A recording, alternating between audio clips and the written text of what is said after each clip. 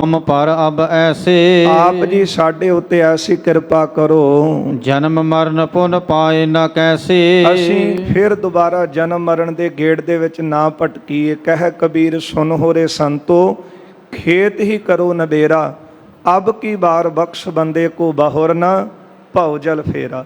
ਇਹ ਦੁੱਖਾਂ ਦਾ ਘਰ ਕਦੇ ਗਰਭ ਜੂਨ ਦੇ ਵਿੱਚ ਜਾ ਕਰਕੇ ਗਰਭ ਦੇ ਵਿੱਚ 9 ਮਹੀਨੇ ਵਾਸਾ ਕਰਨਾ, ਫਿਰ ਜਦੋਂ ਮੌਤ ਦਾ ਸਮਾਂ ਆਉਣਾ ਤੇ ਦੁੱਖ ਝੱਲਣੇ, ਫਿਰ ਜੂਨਾਂ ਵਿੱਚ ਪੈ ਕੇ ਦੁੱਖ ਭੋਗਣੇ।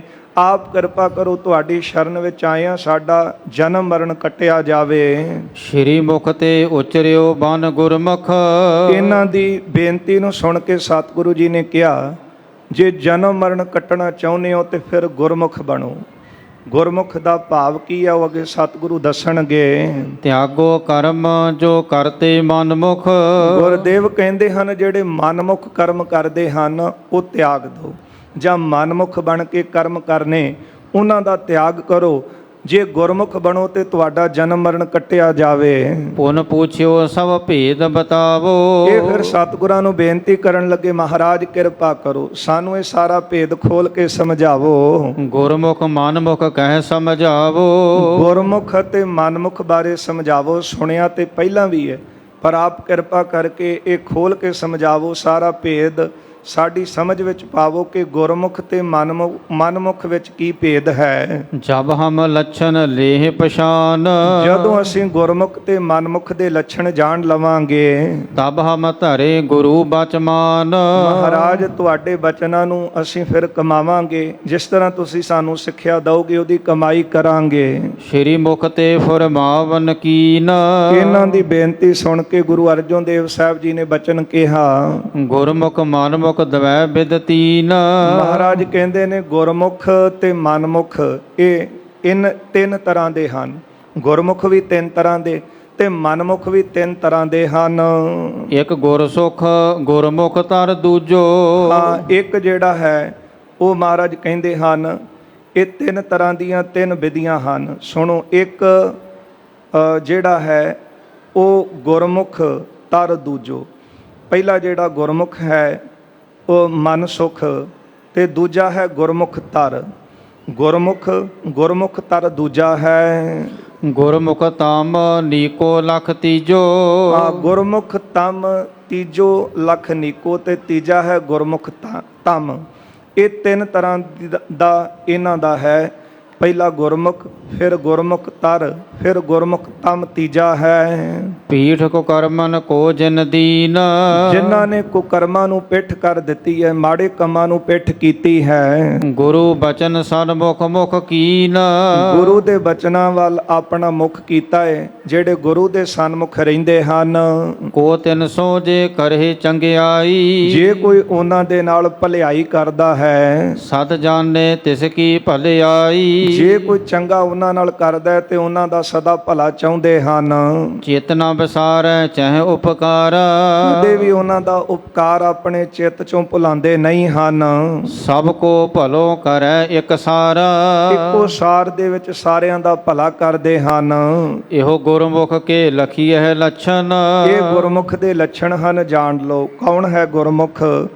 ਜਿਹੜਾ ਗੁਰੂ ਦੇ ਸਨਮੁਖ ਰਹਿੰਦਾ ਹੈ, ਗੁਰੂ ਦੇ ਬਚਨਾਂ ਨੂੰ ਮੰਨਦਾ ਹੈ।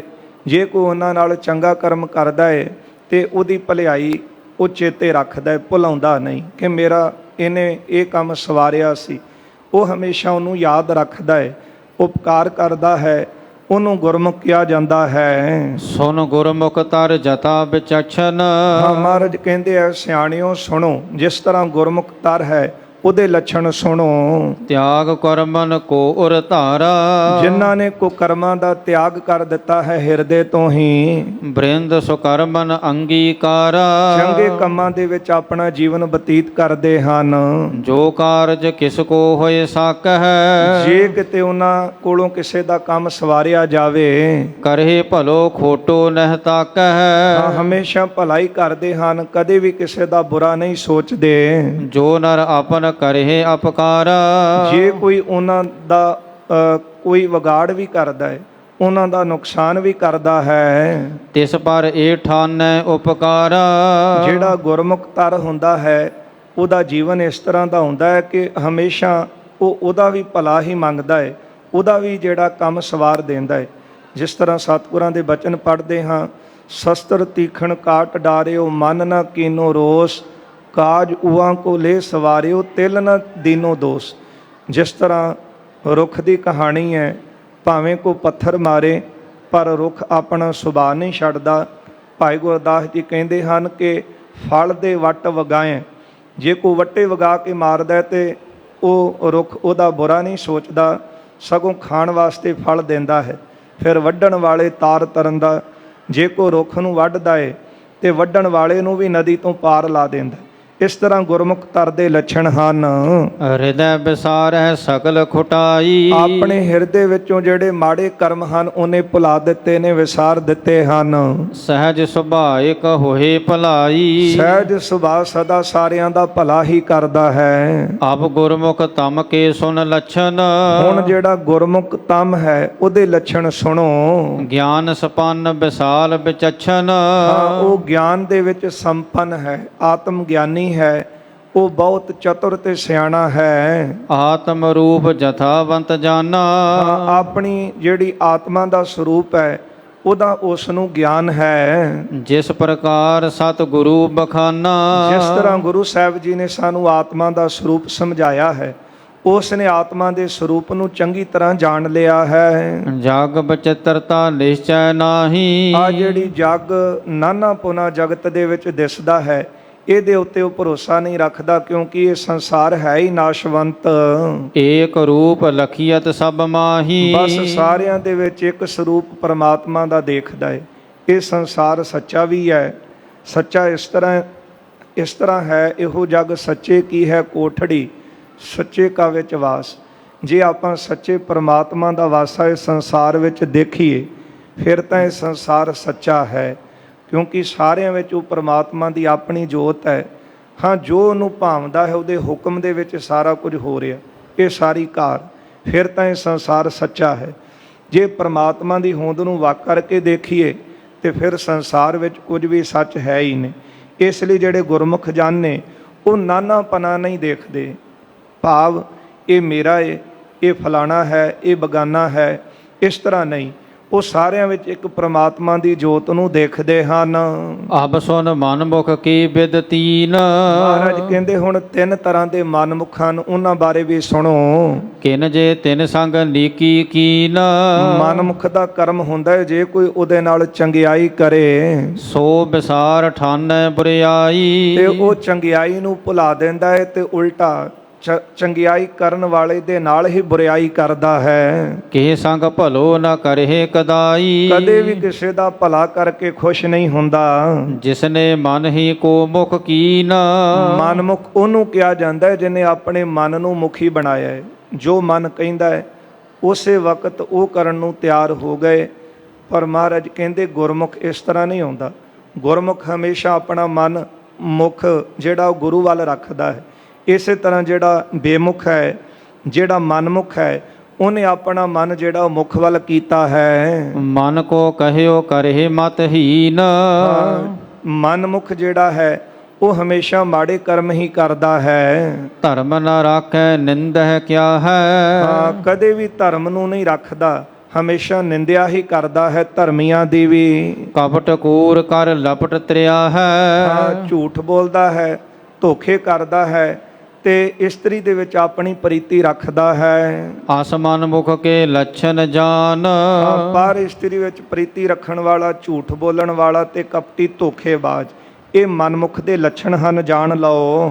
ਅਬ ਮਨਮੁਖ ਤਰ ਕੋ ਸੁਨ ਕਾਨ, ਹੁਣ ਮਹਾਰਾਜ ਕਹਿੰਦੇ ਕੰਨ ਦੇ ਕੇ ਮਨਮੁਖ ਤਰ ਬਾਰੇ ਵੀ ਸੁਣੋ। ਪਰ ਕੋ ਭਲਾ ਹੋਤ ਦੁਖ ਪਾਵਹਿ, ਜੇ ਕੋਈ ਪਰਾਇਆ ਬੰਦਾ ਭਲਾ, ਕਿਸੇ ਦਾ ਭਲਾ ਹੋ ਰਿਹਾ ਹੈ, ਕਿਸੇ ਦਾ ਕੋਈ ਕੰਮ ਸਵਰ ਰਿਹਾ ਹੈ, ਉਹਨੂੰ ਦੇਖ ਕਰਕੇ ਦੁਖੀ ਹੋ ਜਾਣਾ। ਕਿਮ ਬਿਗਰੈ ਅਸ ਜਤਨ ਬਨਾਵਹਿ, ਬਸ ਇਹੋ ਹੀ ਯਤਨ ਕਰਨੇ ਕਿ ਇਹਦੇ ਕੰਮ ਦੇ ਵਿੱਚ ਮੈਂ ਵਿਗਾੜ ਕਿਸ ਤਰ੍ਹਾਂ ਪਾ ਸਕਦਾ ਹਾਂ। ਦੇਖਤ ਸੁਨਤ ਤਪਤ ਅਤ ਛਾਤੀ, ਕਿਸੇ ਦੇ ਗੁਣ ਦੇਖ ਕੇ, ਕਿਸੇ ਦਾ ਕੋਈ ਚੰਗਾ ਕੰਮ ਦੇਖ ਕੇ, ਕਿਸੇ ਦਾ ਕੰਮ ਸਵਰਦਾ ਦੇਖ ਕਰਕੇ ਤੇ ਜਿਹੜੀ ਛਾਤੀ ਹੈ ਮਨਮੁਖ ਦੀ ਸੜ ਬਲ ਜਾਂਦੀ ਹੈ। ਚਿਤਵੈ ਕੋ ਹੋਵੈ ਇਸ ਘਾਤੀ, ਬਸ ਇਹੋ ਹੀ ਸੋਚਦਾ ਏ ਕਿ ਇਸ ਨੂੰ ਮੈਂ ਕਿਸ ਤਰ੍ਹਾਂ ਖਤਮ ਕਰ ਸਕਦਾ ਹਾਂ। ਅਪਰ ਭਲਾ ਕੋ ਕਹਾਂ ਸੁਹਾਏ। ਹਾਂ, ਉਹਨੇ ਫਿਰ ਕਿਸੇ ਦਾ ਭਲਾ ਕੀ ਕਰਨਾ, ਉਹਨੂੰ ਭਲਾ ਕਿਸ ਤਰ੍ਹਾਂ ਚੰਗਾ ਲੱਗੇਗਾ। ਸਖਾ ਭਲੇ ਕੋ ਸੁਨ ਤਪਤਾਏ। ਇੱਥੋਂ ਤੱਕ ਕਿ ਜਿਹੜਾ ਮਨਮੁਖ ਤਰ ਹੈ ਨਾ, ਉਹ ਆਪਣੇ ਸਖੇ ਦਾ ਭਲਾ ਦੇਖ ਕਰਕੇ ਵੀ ਨਹੀਂ ਜੇ ਜਰਦਾ। ਇੱਕ ਤਾਂ ਹੁੰਦਾ ਹੈ ਨਾ ਬੰਦਾ ਕਿ ਕਿਸੇ ਦਾ ਭਲਾ ਦੇਖ ਕਰਕੇ ਨਾ ਜਰਨਾ, ਪਰ ਜਿਹੜਾ ਮਨਮੁਖ ਬੰਦਾ ਹੈ ਉਹ ਆਪਣੇ ਸਖੇ ਦਾ, ਆਪਣੇ ਮਿੱਤਰਾਂ ਦਾ, ਇੱਥੋਂ ਤੱਕ ਕਿ ਆਪਣੇ ਪਰਿਵਾਰ ਦੇ ਕੁਝ ਜੀਆਂ ਦਾ ਵੀ ਭਲਾ ਵੇਖ ਕਰਕੇ ਨਹੀਂ ਸਿਖਾਉਂਦਾ।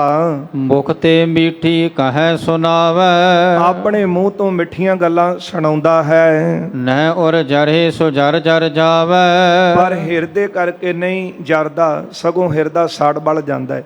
ਹਾਂ, ਮੂੰਹ ਤੋਂ ਮਿੱਠੀਆਂ ਗੱਲਾਂ ਕਰਕੇ ਸੁਣਾਉਣੀਆਂ।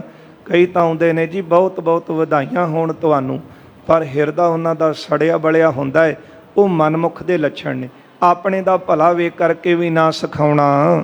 ਹਿਤ ਅਨਹਿਤ ਸਮ ਏਕ ਵਿਚਾਰ ਹੈ। ਹਾਂ, ਇਹੋ ਹੀ ਵਿਚਾਰਨਾ। ਹਿਤ ਨਾਮ ਹੈ ਪ੍ਰੇਮ ਦਾ, ਅਨਹਿਤ ਨਾਮ ਹੈ ਕਿਸੇ ਨਾਲ ਵੈਰ ਰੱਖਣਾ। ਉਹ ਇੱਕ ਸਾਮੀ ਰੱਖਦਾ, ਭਾਵੇਂ ਕੋਈ ਪਿਆਰ ਕਰੇ ਭਾਵੇਂ ਕੋਈ ਵੈਰੀ ਹੋਵੇ, ਸਾਰਿਆਂ ਨਾਲ ਇੱਕ ਜਿਹਾ ਹੀ ਵਰਤਾਵ ਰੱਖਣਾ। ਸਭ ਕੋ ਬੁਰੋ ਹੋਏ ਸੁਖ ਧਾਰ ਹੈ। ਬਸ ਸਾਰਿਆਂ ਦਾ ਬੁਰਾ ਕਰਨਾ ਸੋਚਣਾ, ਤੇ ਬੁਰਾ ਕਰਕੇ ਹੀ ਆਪਣੇ ਆਪ ਨੂੰ ਸੁਖੀ ਸਮਝਣਾ। ਸਭ ਜਗ ਕੋ ਬੈਰੀ ਸਮਝਾਨੈ। ਸਾਰੇ ਸੰਸਾਰ ਨੂੰ ਹੀ ਵੈਰੀ ਸਮਾਨ ਜਾਣਨਾ। ਪੁਰਾਣਾ ਸਮਾਂ ਸੀ, ਇੱਥੋਂ ਤੱਕ ਕਿ ਦੂਜਿਆਂ ਦੇ ਨਾਲ ਵੀ ਭਲਾਈ ਕਰਨੀ ਤੇ ਦੂਜਿਆਂ ਦਾ ਭਲਾ ਮੰਗਣਾ ਤੇ ਖੁਸ਼ ਹੋਣਾ। ਪਰ ਸਮਾਂ ਐਸਾ ਚੱਲ ਰਿਹਾ ਹੈ ਕਿ ਆਪਣਿਆਂ ਦਾ ਵੀ ਭਲਾ ਦੇਖ ਕਰਕੇ ਨਾ ਸਿਖਾਉਣਾ, ਤੇ ਫਿਰ ਸਾਰੇ ਸੰਸਾਰ ਨੂੰ ਹੀ ਵੈਰੀ ਦੇ ਸਮਾਨ ਜਾਣਨਾ ਕਿ ਸਾਰੇ ਮੇਰੇ ਵੈਰੀ ਹਨ। ਉਹ ਵੀ ਨਹੀਂ ਚੰਗਾ, ਉਹ ਵੀ ਨਹੀਂ ਚੰਗਾ, ਉਹ ਵੀ ਮਾੜਾ, ਇਉਂ ਸਾਰੇ ਸੰਸਾਰ ਦੀ ਨਿੰਦਿਆ ਕਰੀ ਜਾਣੀ। ਇਹ ਮਨਮੁਖ ਦੇ ਲੱਛਣ ਨੇ। ਤੇ ਕਈ ਐਸੇ ਦੇਖਣ ਨੂੰ ਮਿਲ ਵੀ ਜਾਂਦੇ ਨੇ ਜਿਨ੍ਹਾਂ ਨੂੰ ਕੋਈ ਚੰਗਾ ਲੱਗਦਾ ਹੀ ਨਹੀਂ। ਹਰੇਕ ਦੀ ਨਿੰਦਿਆ ਕਰਨੀ ਬੈਠ ਕੇ, ਕੋਈ ਵੀ ਉਹਨਾਂ ਨੂੰ ਚੰਗਾ ਨਾ ਲੱਗਣਾ। ਹੁਣ ਗੁਰਮੁਖ ਦੇ ਲੱਛਣ ਐਸੇ ਸੀ, ਉਹਨੇ ਸਾਰਿਆਂ ਵਿੱਚ ਬ੍ਰਹਮ ਦੀ ਜੋਤ ਨੂੰ ਦੇਖਣਾ, ਤੇ ਜੇ ਕੋਈ ਬੁਰਾ ਵੀ ਹੋ ਰਿਹਾ ਤੇ ਕਹਿਣਾ ਨਹੀਂ ਉਹ ਵੀ ਭਲਾ ਹੀ ਹੈ। ਬੁਰਾ ਨਹੀਂ, ਸਭ ਭਲਾ ਹੀ ਹੈ ਰੇ। ਕਦੋਂ? ਇੱਕ ਹੈ, ਇੱਕ ਹੀ ਨੇਤਾ ਹੈ। ਜਦੋਂ ਨੇਤਰਾਂ ਵਿੱਚ ਇੱਕ ਪਰਮਾਤਮਾ ਦੀ ਜੋਤ ਦਿਸ ਰਹੀ ਤੇ ਫਿਰ ਕੋਈ ਬੁਰਾ ਲੱਗਦਾ ਹੀ ਨਹੀਂ। ਪਰ ਮਨਮੁਖ ਦੇ ਲੱਛਣ ਐਸੇ ਨੇ ਕਿ ਜੇ ਕੋਈ ਮਨਮੁਖ ਦੇ ਨਾਲ ਭਲਾਈ ਵੀ ਕਰ ਰਿਹਾ ਤੇ ਉਹ ਬੁਰਾਈ ਹੀ ਉਹਦੇ ਨਾਲ ਕਰਦਾ ਹੈ। ਇੱਥੋਂ ਤੱਕ ਕਿ ਆਪਣੇ ਸਖੇ ਦਾ ਵੀ ਜਿਹੜਾ ਉਹ ਭਲਾ ਵੇਖ ਕਰਕੇ ਨਹੀਂ ਸਿਖਾਉਂਦਾ, ਸਗੋਂ ਸਾਰੇ ਸੰਸਾਰ ਨੂੰ ਇਹ ਜਾਣਦਾ ਹੈ ਕਿ ਸਾਰੇ ਮੇਰੇ ਵੈਰੀ ਨੇ, ਸਾਰਿਆਂ ਦੇ ਨਾਲ ਵੈਰੀਆਂ ਵਾਲਾ ਵਰਤਾਵ ਰੱਖਦਾ ਹੈ। ਬਹੁਤਨ ਸੰਗ ਦਵੈਸ਼ ਹੀ ਠਾਨੈ। ਬਹੁਤਿਆਂ ਦੇ ਨਾਲ ਈਰਖਾ ਹੀ ਮਨ ਵਿੱਚ ਰੱਖਦਾ ਹੈ। ਅਬ ਮਨਮੁਖ ਤਮ ਕੋ ਸੁਨ ਕਾਨ। ਹੁਣ ਗੁਰਦੇਵ ਕਹਿੰਦੇ ਹਨ, ਪਿਆਰਿਓ ਮਨਮੁਖ ਤਮ ਦੇ ਲੱਛਣ ਸੁਣੋ, ਕਿਉਂਕਿ 3 ਪ੍ਰਕਾਰ ਦੇ ਨੇ। ਤੇ ਕੋਈ ਮਨਮੁਖ ਘੱਟ ਹੈ ਤੇ ਉਹਨੂੰ ਕਹਿ ਦਿੱਤਾ ਮਨਮੁਖ। ਜਿਹੜਾ ਥੋੜਾ ਵੱਧ ਹੈ ਉਹ ਫਿਰ ਮਨਮੁਖ ਤਰ। ਜਿਹੜਾ ਬਹੁਤ ਵੱਡਾ ਮਨਮੁਖ ਹੈ, ਜਿਹੜਾ ਸੰਸਾਰ ਨੂੰ ਹੀ ਵੈਰੀ ਸਮਝੀ ਜਾ ਰਿਹਾ, ਜਿਹਦਾ ਕੋਈ ਆਪਣਾ ਕਿਸੇ ਨੂੰ ਬਣਾਉਂਦਾ ਹੀ ਨਹੀਂ, ਆਪਣਾ ਸਮਝਦਾ ਹੀ ਨਹੀਂ, ਉਹ ਮਨਮੁਖ ਤਮ ਹੈ। ਉਹਦੇ ਲੱਛਣ ਸੁਣੋ। ਸਭ ਕੋ ਬੁਰਾ ਆਪਨ ਹਿਤ ਜਾਨ। ਬਸ ਸਾਰਿਆਂ ਦਾ ਬੁਰਾ ਤੇ ਆਪਣਾ ਉਹਦੇ ਵਿੱਚ ਹਿਤ ਭਲਾ ਜਾਣਨਾ। ਕਿਹਦੇ ਵਿੱਚ ਮੇਰਾ ਭਲਾ ਹੈ ਕਿ ਮੈਂ ਸਾਰਿਆਂ ਦਾ ਬੁਰਾ ਕਰਾਂ। ਸਤਿਗੁਰ ਸ਼ਬਦ ਸ਼ਰਵਨ ਨਹਿ ਕਰੈ। ਕਦੇ ਵੀ ਗੁਰੂ ਦੇ ਬਚਨਾਂ ਨੂੰ ਕੰਨਾਂ ਦੇ ਨਾਲ ਸੁਣਨਾ ਹੀ ਨਾ, ਕਿਉਂਕਿ ਜਦੋਂ ਆਪਾਂ ਗੁਰੂ ਦੇ ਬਚਨ ਸੁਣਾਂਗੇ ਤੇ ਸੁਣ ਕੇ ਫਿਰ ਕਿਤੇ ਨਾ ਕਿਤੇ ਕੋਈ ਬਚਨ ਤਾਂ ਗੁਰੂ ਦਾ ਹਿਰਦੇ 'ਚ ਵਸੇਗਾ ਹੀ ਨਾ, ਤੇ ਫਿਰ ਬੰਦਾ ਕੋਈ ਭਲਾਈ ਵਾਲੇ ਪਾਸੇ ਤੁਰੇਗਾ।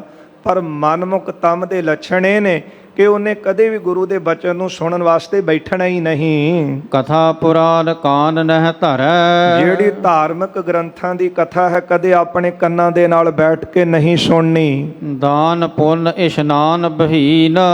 ਨਾ ਦਾਨ ਕਰਨਾ, ਨਾ ਕੋਈ ਪੁੰਨ ਕਰਮ ਕਰਨਾ, ਤੇ ਨਾ ਹੀ ਕੋਈ ਅੰਮ੍ਰਿਤ ਵੇਲੇ ਉੱਠ ਕੇ ਇਸ਼ਨਾਨ ਕਰਨਾ। ਕੂਰੋ ਕਹੈ ਜੀਵਕਾ ਧੀਨ। ਤੇ ਆਪਣੀ ਜਿਹੜੀ ਜੀਵਕਾ ਹੈ ਉਹ ਵੀ ਝੂਠ ਬੋਲ ਕੇ ਚਲਾਉਣੀ। ਦੇਖੀਦਾ ਹੀ ਹੈ, ਕਈਆਂ ਨੇ ਬਹੁਤ ਵੱਡੇ ਕਾਰੋਬਾਰ ਜਿਹੜੇ ਨੇ ਉਹ ਆਪਣੇ ਖੋਲ੍ਹੇ ਹੋਏ, ਪਰ ਉਹਨਾਂ ਦੀ ਜੀਵਕਾ ਵਿੱਚ ਹੈ ਹੀ ਝੂਠ ਹੈ। ਮਹਾਰਾਜ ਕਹਿੰਦੇ ਉਹ ਮਨਮੁਖ ਦੇ ਲੱਛਣ ਹਨ। ਸਾਰੀ ਜੀਵਕਾ ਹੀ ਉਹਨਾਂ ਦੀ ਝੂਠ ਤੇ ਖੜੀ। ਇੱਕ ਤਾਂ ਹੁੰਦਾ ਕੋਈ ਕਿਰਤ ਕਮਾਈ ਕਰ ਰਿਹਾ, ਕੋਈ ਪੈਸਿਆਂ ਦੇ ਨਾਲ ਵਸਤੂ ਲਿਆਉਂਦੀ ਹੈ, ਉਹ ਵਸਤੂ ਲਿਆ ਕੇ ਉਹਨੂੰ ਫਿਰ ਥੋੜ੍ਹਾ ਉਹਦੇ ਵਿੱਚੋਂ ਮੁਨਾਫਾ ਖੱਟਿਆ ਤੇ ਉਹਨੂੰ ਵੇਚ ਕੇ ਮੁਨਾਫਾ ਕਮਾਇਆ, ਫਿਰ ਉਹਦੇ ਨਾਲ ਕੋਈ ਨਾ ਕੋਈ ਆਪ ਦਾ ਘਰ ਦਾ ਗੁਜ਼ਾਰਾ ਚਲਾਇਆ। ਪਰ ਕਿਸੇ ਦੀ ਕਿਰਤ ਤਾਂ ਖੜੀ ਹੀ ਜਿਹੜੀ ਹੈ ਜੀਵਕਾ ਉਹ ਝੂਠ ਦੇ ਉੱਤੇ ਹੈ। ਇਸ ਕਰਕੇ ਮਹਾਰਾਜ ਕਹਿੰਦੇ ਉਹ ਮਨਮੁਖ ਦੇ ਲੱਛਣ ਹਨ।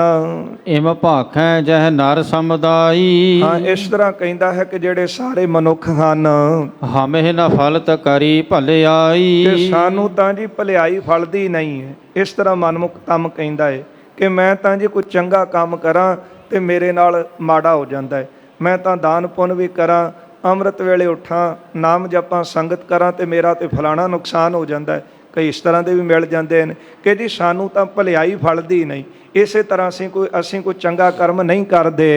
ਕਰਤ ਬੁਰਾਈ ਹੀ ਸੁਖ ਪਾਵੈ। ਅਸੀਂ ਤਾਂ ਬਸ ਜੇ ਬੁਰਾਈ ਕਰੀਏ, ਕੋਈ ਮਾੜਾ ਕੰਮ ਕਰੀਏ ਤਾਂ ਹੀ ਸਾਡਾ ਜੀਵਨ ਸੁਖੀ ਰਹਿੰਦਾ ਹੈ। ਅਸਮਨ ਮੁਖ ਤਮ ਨਰਕ ਸਿਧਾਵੈ। ਮਹਾਰਾਜ ਕਹਿੰਦੇ ਕਿ ਐਸੇ ਜਿਹੜੇ ਮਨਮੁਖ ਤਮ ਹਨ ਉਹ ਸਿੱਧੇ ਨਰਕਾਂ ਨੂੰ ਹੀ ਜਾਂਦੇ ਨੇ। ਕਈ ਤਾਂ ਥੋੜਾ ਬਹੁਤਾ ਦਾਨ ਪੁੰਨ ਕਰਕੇ ਥੋੜੀ ਬਹੁਤੀ ਭਲਾਈ ਆਪਣੀ ਕਰਾ ਲੈਂਦੇ ਨੇ, ਭਲਾ ਕਰ ਦਿੰਦੇ ਨੇ ਕਿਸੇ ਦਾ ਵੀ, ਪਰ ਮਨਮੁਖ ਤਮ ਨੇ ਤਾਂ ਕਿਸੇ ਦਾ ਭਲਾ ਕਰਨਾ ਹੀ ਨਹੀਂ। ਸਗੋਂ ਕਹਿੰਦਾ ਕਿ ਜੇ ਮੈਂ ਭਲਾ ਕਰਾਂ, ਕੋਈ ਚੰਗਾ ਕੰਮ ਕਰਾਂ ਤੇ ਉਹ ਮੈਨੂੰ ਨਹੀਂ ਫਲਦਾ, ਇਸ ਕਰਕੇ ਮੈਂ ਮਾੜਾ ਕਰਦਾ ਤੇ ਮੈਂ ਸੁਖੀ ਰਹਿਣਾ। ਮਹਾਰਾਜ ਕਹਿੰਦੇ ਉਹ ਮਨਮੁਖ ਤਮ ਸਿੱਧੇ ਨਰਕਾਂ ਨੂੰ ਹੀ ਜਾਂਦੇ ਹਨ। ਘੋਰ ਸਜਾਏ ਨ ਸਹੈ ਸਰੀਰ। ਉਹਨਾਂ ਨਰਕਾਂ ਦੇ ਵਿੱਚ ਜਾ ਕਰਕੇ ਬੜੀਆਂ ਭਿਆਨਕ ਜਿਹੜੀਆਂ ਸਜ਼ਾਵਾਂ ਨੇ, ਕਿਉਂਕਿ ਸਰੀਰ ਦੇ ਖੇਤ ਵਿੱਚ ਜਿਹੜਾ ਬੀਜ ਬੀਜਿਆ ਉਹਦਾ ਫਲ ਤਾਂ ਫਿਰ ਵੱਢਣਾ ਹੀ ਹੈ ਨਾ। ਉਹ ਫਿਰ ਜਾ ਕਰਕੇ ਪਰਲੋਕ ਵਿੱਚ ਨਰਕਾਂ ਵਿੱਚ ਭਾਰੀਆਂ ਸਜ਼ਾਵਾਂ।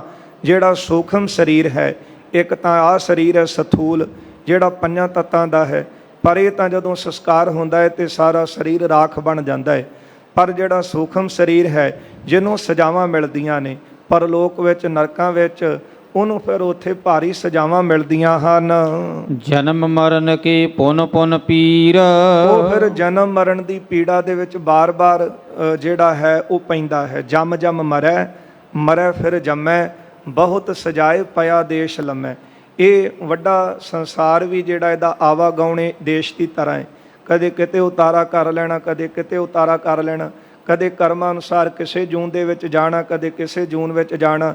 ਇਹ ਜਨਮ ਮਰਨ ਸਭ ਤੋਂ ਵੱਡਾ ਦੁੱਖ ਹੈ। ਤੇ ਮਨਮੁਖ ਜਿਹੜਾ ਹੈ ਬੰਦਾ ਇੱਥੇ ਤਾਂ ਕਹਿੰਦਾ ਇਹ ਜੱਗ ਮਿੱਠਾ ਅੱਗੇ ਕਿੰਨੇ ਡਿੱਠਾ, ਪਰ ਜਿਹੜੇ ਕਰਮ ਕੀਤੇ ਹਨ ਉਹਨਾਂ ਕਰਮਾਂ ਅਨੁਸਾਰ ਫਿਰ ਉਹ ਫਲ ਭੋਗਦਾ ਹੈ, ਉਹ ਜੂਨ ਭੋਗਦਾ ਹੈ। ਉਸੇ ਕਰਮਾਂ ਅਨੁਸਾਰ ਉਹਨੂੰ ਦੁੱਖ ਸੁੱਖ ਮਿਲਦੇ ਨੇ। ਭਾਰੀ ਸਜ਼ਾਵਾਂ ਫਿਰ ਜਨਮ ਮਰਨ ਦੇ ਗੇੜ ਵਿੱਚ ਜਾ ਕਰਕੇ ਸਹਾਰਦਾ। ਇਸ ਲਈ ਜਿਨ੍ਹਾਂ ਨੂੰ ਸੋਝੀ ਆਈ ਹੈ ਨਾ ਕਿ ਜਨਮ ਮਰਨ ਭਾਰੀ ਪੀੜਾ ਹੈ, ਭਾਰੀ ਦੁੱਖ ਹੈ, ਮਹਾਰਾਜ ਕਿਰਪਾ ਕਰਕੇ ਸਾਨੂੰ ਇਹਦੇ ਵਿੱਚੋਂ ਮੁਕਤ ਕਰ ਦੇਵੋ। ਉਹ ਗੁਰਸਿੱਖ ਆ ਕੇ ਮਹਾਰਾਜ ਨੂੰ ਬੇਨਤੀਆਂ ਕਰ ਰਹੇ ਨੇ ਕਿ ਸਤਿਗੁਰੂ ਕਿਰਪਾ ਕਰੋ ਸਾਡੀ ਕਲਿਆਣ ਹੋ ਜਾਵੇ। ਤੇ ਮਹਾਰਾਜ ਜੀ ਨੇ ਕਿਹਾ ਕਿ ਗੁਰਮੁਖ ਬਣੋ ਤੇ ਮਨਮੁਖ ਨਾ ਬਣੋ। ਕਹਿਣ ਲੱਗੇ ਮਹਾਰਾਜ ਇਹਦੇ ਵੀ ਭੇਦ ਸਾਨੂੰ ਸਮਝਾ ਦਿਓ ਕਿ ਗੁਰਮੁਖ ਤੇ ਮਨਮੁਖ ਵਿੱਚ ਕੀ ਭੇਦ ਹੈ। ਜਿਹੜਾ ਮਹਾਰਾਜ ਕਹਿੰਦੇ ਆਪਣਾ ਮੁੱਖ ਗੁਰੂ ਵੱਲ ਰੱਖਦਾ ਹੈ, ਬਸ ਇਹੋ ਹੀ ਦੇਖਦਾ ਹੈ ਕਿ ਮੇਰੇ ਗੁਰੂ ਦੀ ਕੀ ਸਿੱਖਿਆ ਹੈ, ਕੀ ਗੁਰੂ ਦਾ ਉਪਦੇਸ਼ ਹੈ, ਮੈਂ ਤੇ ਬਸ ਉਹ ਕਮਾਉਣਾ ਹੈ। ਮੈਂ ਨਹੀਂ ਦੇਖਣਾ ਕਿ ਲੋਕ ਕੀ ਕਹਿਣਗੇ, ਮੇਰੇ ਮਿੱਤਰ ਕੀ ਕਹਿਣਗੇ, ਮੇਰਾ ਸ਼ਰੀਕਾ ਕੀ ਕਹੇਗਾ। ਬਸ ਮੈਂ ਇਹ ਦੇਖਣਾ ਕਿ ਕਰਮ ਕਰਨ ਦੇ ਵਿੱਚ ਮੇਰੇ ਗੁਰੂ ਨੇ ਉਪਦੇਸ਼ ਦਿੱਤਾ ਹੈ, ਸਿੱਖਿਆ ਦਿੱਤੀ। ਜੇ ਕੰਮ ਮੇਰੇ ਗੁਰੂ ਦੀ ਸਿੱਖਿਆ ਅਨੁਸਾਰ ਮਾੜਾ ਹੈ ਮੈਂ ਨਹੀਂ ਕਰਨਾ। ਉਹ ਤਾਂ ਗੁਰਮੁਖ ਹੈ। ਤੇ ਮਨਮੁਖ ਕੌਣ ਹੈ? ਬਸ ਜੋ ਮਨ ਵਿੱਚ ਆਇਆ ਉਹ ਕਰ ਲਿਆ, ਮਨ ਪਿੱਛੇ ਲੱਗ ਕੇ। ਤੇ ਫਿਰ ਮਹਾਰਾਜ ਕਹਿੰਦੇ 3 ਤਰ੍ਹਾਂ ਦੇ ਗੁਰਮੁਖ ਤੇ ਮਨਮੁਖ, ਇਹਨਾਂ ਦੇ 3 ਤਰ੍ਹਾਂ ਦੇ ਲੱਛਣ ਨੇ। ਗੁਰਮੁਖ, ਗੁਰਮੁਖ ਤਰ ਤੇ ਗੁਰਮੁਖ ਤਮ। ਫਿਰ ਮਨਮੁਖ ਵੀ 3 ਤਰ੍ਹਾਂ ਦੇ ਨੇ, ਮਨਮੁਖ, ਮਨਮੁਖ ਤਰ ਤੇ ਮਨਮੁਖ ਤਮ। ਉਹਨਾਂ ਦੇ ਲੱਛਣ ਗੁਰਦੇਵ ਨੇ ਖੋਲ ਕੇ ਸਮਝਾਏ ਨੇ। ਮਹਾਰਾਜ ਕਹਿੰਦੇ ਇਸ ਲਈ ਇਹ ਘੋਰ ਸਜ਼ਾਵਾਂ ਮਨਮੁਖ ਪਾਉਂਦੇ ਹਨ, ਜਨਮ ਮਰਨ ਦੇ ਗੇੜ ਕਰਕੇ ਬਹੁਤੀਆਂ ਪੀੜਾਂ ਸਹਾਰਦੇ ਹਨ। ਸੁਨ ਤੀਨੋ ਗੁਰ ਕੋ ਉਪਦੇਸ਼। ਇਹਨਾਂ ਤਿੰਨਾਂ ਨੇ ਗੁਰੂ ਸਾਹਿਬ ਜੀ ਦਾ ਉਪਦੇਸ਼ ਸੁਣਿਆ। ਭਾਈ ਕੁੱਲਾ ਜੀ, ਭਾਈ ਭੁੱਲਾ ਜੀ ਝੰਜੂ ਗੋਤ ਦੇ ਨੇ, ਭਾਈ ਭਗੀਰਥ ਇਹ ਸੋਇਨੀ ਗੋਤ ਦੇ ਨੇ। ਤਿੰਨਾਂ ਨੇ ਗੁਰੂ ਸਾਹਿਬ ਦਾ ਉਪਦੇਸ਼ ਸੁਣਿਆ ਹੈ। ਗੁਰਮੁਖ ਲੱਛਣ ਧਰੇ ਅਸ਼ੇਸ਼। ਵਿਸ਼ੇਸ਼ ਕਰਕੇ ਜਿਹੜੇ ਗੁਰੂ ਸਾਹਿਬ ਜੀ ਨੇ ਗੁਰਮੁਖ ਦੇ ਲੱਛਣ ਸਮਝਾਏ ਨੇ ਉਹ ਜੀਵਨ ਵਿੱਚ ਧਾਰਨ ਕਰ ਲਏ ਹਨ। ਸ਼੍ਰੀ ਸਤਿਗੁਰੂ ਕੋ ਸੇਵਤ ਰਹੇ। ਫਿਰ ਗੁਰੂ ਸਾਹਿਬ ਦੇ ਬਚਨਾਂ ਦੀ ਕਮਾਈ ਕਰਦੇ ਨੇ ਤੇ ਗੁਰੂ ਸਾਹਿਬ ਦੀ ਸੇਵਾ ਦੇ ਵਿੱਚ ਲੱਗ ਗਏ ਹਨ। ਨਿਜ ਸਰੂਪ ਮੈਂ ਥਿਰਤਾ ਲਹੇ। ਗੁਰੂ ਸਾਹਿਬ ਦੀ ਸੇਵਾ ਕਰਕੇ ਉਪਦੇਸ਼ ਨੂੰ ਕਮਾ ਕੇ ਜਿਹੜਾ ਨਿਜ ਸਰੂਪ ਹੈ, ਸਾਡਾ ਵਾਸਤਵ ਦੇ ਵਿੱਚ ਨਿਜ ਸਰੂਪ ਆਤਮ ਸਰੂਪ ਹੈ। ਆਤਮਾ ਪਰਮਾਤਮਾ ਦਾ ਸਰੂਪ ਹੈ। ਮਹਾਰਾਜ ਦੇ ਪਾਵਨ ਬਚਨ ਬਾਣੀ ਅੰਦਰ ਪੜ੍ਹਦੇ ਹਾਂ, ਆਤਮਾ ਪਰਾਤਮਾ ਏਕੋ ਕਰੈ। ਇੱਕੋ ਉਦੋਂ ਹੁੰਦਾ ਹੈ ਜਦੋਂ ਗੁਰੂ ਦੀ ਗੱਲ ਸਮਝ ਆ ਜਾਵੇ ਤੇ ਫਿਰ ਸਮਝ ਕੇ ਇਹ ਗੱਲ ਪਤਾ ਲੱਗੇ ਕਿ ਇਹ ਸਰੀਰ ਤਾਂ ਸਾਡਾ ਹੈ ਨਹੀਂ, ਸਰੀਰ ਕਰਕੇ ਹੀ ਤਾਂ ਮਾੜੇ ਕੰਮ ਕਰ ਰਹੇ ਹਨ। ਸਾਡਾ ਅਸਲ ਵਿੱਚ ਵਾਸਤਵ ਦੇ ਵਿੱਚ ਆਤਮ ਸਰੂਪ ਹੈ, ਜਿਹੜਾ ਕਦੇ ਮਰਦਾ ਜੰਮਦਾ ਨਹੀਂ। ਜੇ ਆਤਮ ਸਰੂਪ ਸਾਡਾ ਹੈ ਤੇ ਫਿਰ ਦੂਜੇ ਦਾ ਵੀ ਤਾਂ ਉਹੀ ਸਰੂਪ ਹੈ ਨਾ, ਤੀਸਰੇ ਦਾ ਵੀ ਉਹੀ।